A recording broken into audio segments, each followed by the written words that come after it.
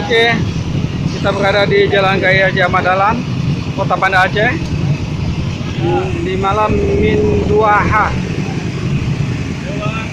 Lebaran. Masyarakat antusias keluar dalam mencari baju Lebaran dan kue juga untuk Lebarannya. Oke, ini kita berada di salah satu penjual celana dan baju-baju.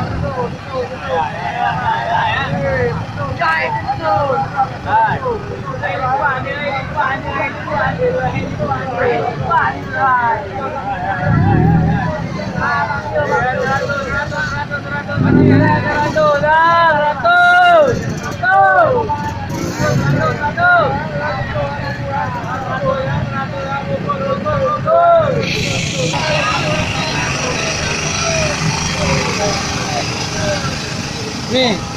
Hai Bang. Hai Jal.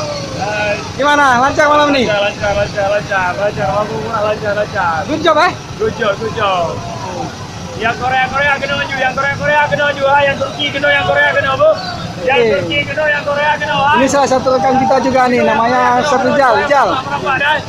Berapa dah? Oke. Dagangannya.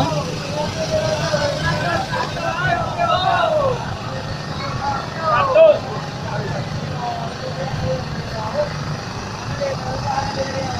Wow, harga banteng 100.